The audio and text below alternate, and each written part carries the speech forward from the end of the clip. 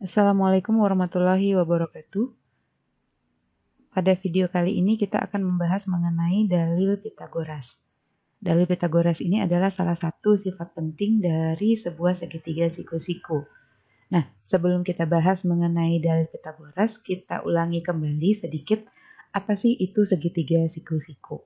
Nah, segitiga siku-siku sendiri adalah sebuah segitiga di mana salah satu sudutnya itu membentuk sudut 90 derajat atau sudut siku-siku. Seperti pada segitiga ABC berikut, segitiga ini merupakan sebuah segitiga siku-siku karena salah satu sudutnya yaitu sudut ABC yang di sini ini membentuk sudut 90 derajat. Ya. Nah, segitiga siku-siku sendiri memiliki 3 sisi, yaitu sisi miring yang di sini ya, sisi miring. Kemudian sisi tegak dan sisi lurus. Sisi miring itu adalah sisi yang selalu berada di seberang sudut siku-siku. Ya. Jadi sisi miring itu sendiri adalah sisi yang selalu berada di hadapan atau di seberang sudut siku-siku. Sisi miring ini sering juga kita sebut dengan hipotenusa. Ya. Sedangkan sisi tegak dan sisi lurus itu adalah sisi yang membentuk sudut siku-siku ini sendiri. Nah, pada segitiga ini sisi tegaknya adalah BC ya, dan sisi lurusnya adalah AB. Jadi ini adalah sebuah segitiga siku-siku dengan 3 sisi, yaitu sisi tegak, sisi lurus, dan sisi miring atau sering juga disebut hipotenusa, di mana sisi miring itu adalah sisi yang selalu berada di seberang sudut siku-siku. Sekarang kita bahas mengenai keistimewaan dari segitiga siku-siku. Nah, di sini saya sudah punya sebuah segitiga siku-siku ABC, di mana panjang sisi miringnya 5 satuan, sisi tegaknya 3 satuan, dan sisi lurusnya 4 satuan. Nah, masing-masing panjang sisi segitiga ini saya kuadratkan, kemudian saya kurangkan mulai dari sisi yang terpanjang, yaitu sisi miring. Maka kita kuadratkan miring kuadrat, 5 kuadrat, dikurang sisi tegak kuadrat, 3 kuadrat, dan dikurang sisi lurus kuadrat, 4 kuadrat. Diperoleh 25 dikurang 9 dikurang 16. Maka setelah kita kurangkan ternyata hasilnya adalah 0. Ya. Nah, ternyata pengurangan kuadrat masing-masing sisi segitiga tersebut adalah 0. Nah, pertanyaannya apakah ini berlaku pada semua segitiga siku-siku atau hanya segitiga siku-siku ini saja? Sekarang kita lihat apakah jika ukuran segitiga ini kita rubah, maka hasil pengurangan sisi-sisinya itu juga akan tetap sama dengan 0. Nah, seandainya di sini saya geser, perhatikan nilai di sebelah kanan ini, ya. Tadinya miring kuadrat dikurang 3 tegak kuadrat dikurang lurus kuadrat, hasilnya akan sama dengan 0. Nah, sekarang segitiga ABC ini saya rubah ukurannya, ya. Nah, perhatikan selama dia segitiga siku-siku, berapapun panjang sisi miring, tegak, dan lurusnya, maka hasil pengurangan dari kuadrat sisi-sisinya itu akan selalu sama dengan 0.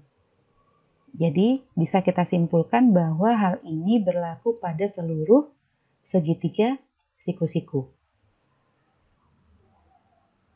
Nah, dari seluruh uraian tadi, bisa kita tarik kesimpulan bahwa pada sebuah segitiga siku-siku itu akan berlaku persamaan panjang sisi miring kuadrat dikurang panjang sisi tegak kuadrat dikurang panjang sisi lurus kuadrat sama dengan 0. Nah, jika tegak kuadrat dan lurus kuadrat kita pindahkan ke ruas kanan tanda sama dengan, akan diperoleh persamaan miring kuadrat sama dengan tegak kuadrat ditambah lurus kuadrat. Atau bisa juga kita tuliskan bahwa panjang sisi miring itu akan sama dengan akar dari jumlah sisi tegak kuadrat ditambah sisi lurus kuadrat. Nah, inilah yang kita namakan dengan dalil Pitagoras. Nah, dalil Pitagoras dapat digunakan untuk mencari panjang sisi yang belum diketahui pada sebuah segitiga siku-siku.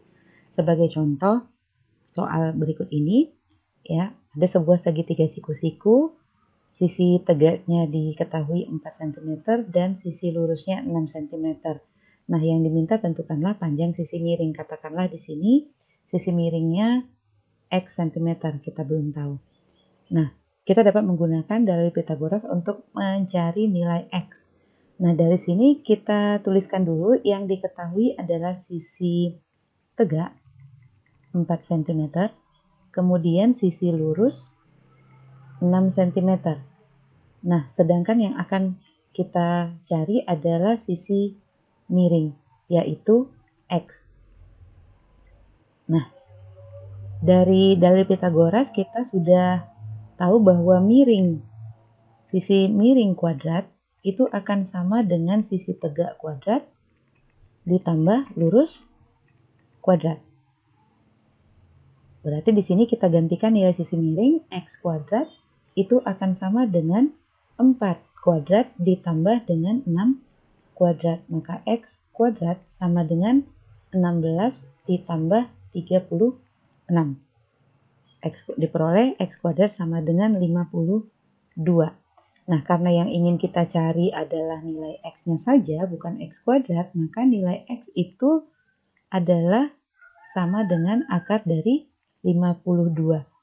Ya, akar dari 52, atau jika kita cari pakai kalkulator, nilai X ini akan mendekati 7,2 cm dibulatkan ke 1 desimal.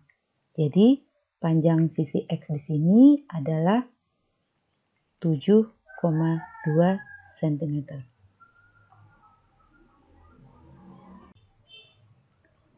Bagaimana misalkan kondisinya dibalik?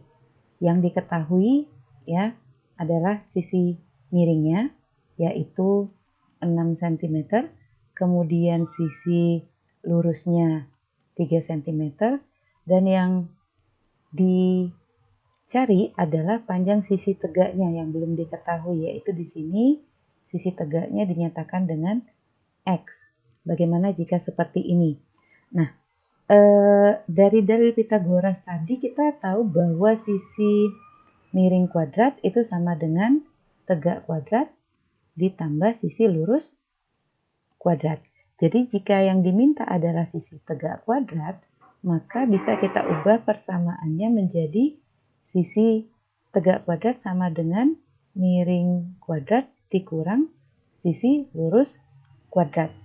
Sisi tegaknya sendiri adalah X, maka X kuadrat ini akan sama dengan 6 kuadrat, sisi miringnya dikurang dengan 3 kuadrat. Sama dengan 36 dikurang 9, sama dengan 27. Ya, jadi diperoleh X kuadrat sama dengan 27. Karena yang diminta bukan X kuadrat, tapi nilai X, maka nilai X diperoleh dengan mengakarkan 27. Jika kita cari menggunakan kalkulator, kita akan peroleh bahwa akar 27 itu mendekati 5,2 cm dibulatkan ke 1 desimal. Maka nilai X di sini sisi tegaknya adalah 5,2 cm. Nah, kita akan bahas satu contoh lagi, soal terakhir. Ini adalah contoh penerapan dalil Pitagoras dalam menyelesaikan permasalahan sehari-hari. Nah, di sini sudah ada contoh soalnya. Diketahui panjang sebuah tangga 10 meter disandarkan pada tembok sehingga ujung bawah tangga itu berjarak 6 meter dari tembok. Yang ditanya adalah berapakah jarak ujung atas tangga dari tanah. Nah, soal cerita seperti ini akan jauh lebih mudah diselesaikan jika kita gambarkan terlebih dahulu sketsanya ya. Jadi dengan menggambarkan sketsanya akan jauh lebih mudah mengidentifikasi yang mana yang diketahui dan yang mana yang harus kita cari. Nah, di sini dikatakan bahwa terdapat tembok dan tanah. Kita asumsikan tembok dan tanah itu membentuk sudut siku-siku ya. Jadi kita gambarkan tembok dan tanahnya ya, maka kita asumsikan si temboknya tegak dan tanahnya lurus, diperoleh seperti ini ya. Nah, kemudian tangganya disandarkan pada dinding ya, dan kemudian pada tanah juga. Nah, dari sini ya diketahui bahwa jarak ujung bawah tangga ini ya dari tembok ini adalah 6 meter. Berarti panjang sisi yang di sini adalah 6 meter dan panjang tangganya sendiri adalah 10 meter. Ya. Berarti yang diminta adalah jarak ujung atas tangga ke tanah. Berarti yang diminta adalah sisi tegaknya. Kita misalkan saja sisi tegaknya itu adalah X. Nah, jika sudah digambarkan diagramnya seperti ini, kita sudah tahu bagaimana dalil Pitagoras yang harus kita pakai untuk menentukan jarak ujung atas tangga ini ke tanah. Nah, di sini kita tuliskan ya, yang diketahui berarti adalah sisi miring ya. Sisi miringnya 10 meter, kemudian sisi lurusnya 6 meter. Sedangkan yang ditanya adalah sisi tegak yaitu X ya.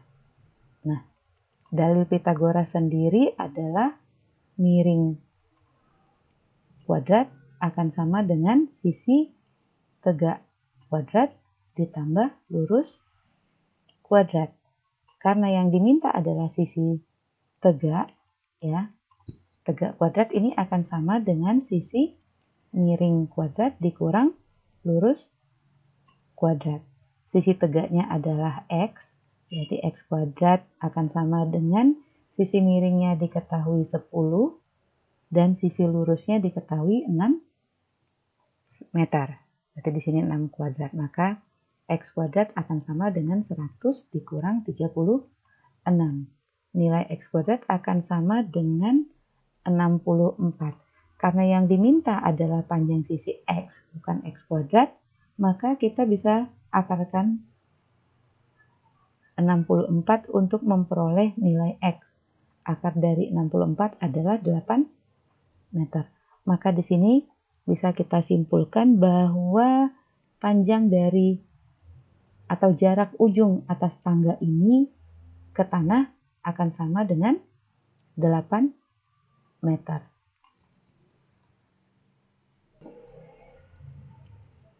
Demikianlah penjelasan mengenai dalil Pitagoras. Semoga bisa membantu untuk memahami apa itu dalil Pitagoras dan bagaimana cara menggunakannya dalam penyelesaian soal maupun penyelesaian permasalahan sehari-hari. Selamat belajar dan sampai ketemu di video pembahasan berikutnya. Terima kasih. Assalamualaikum warahmatullahi wabarakatuh.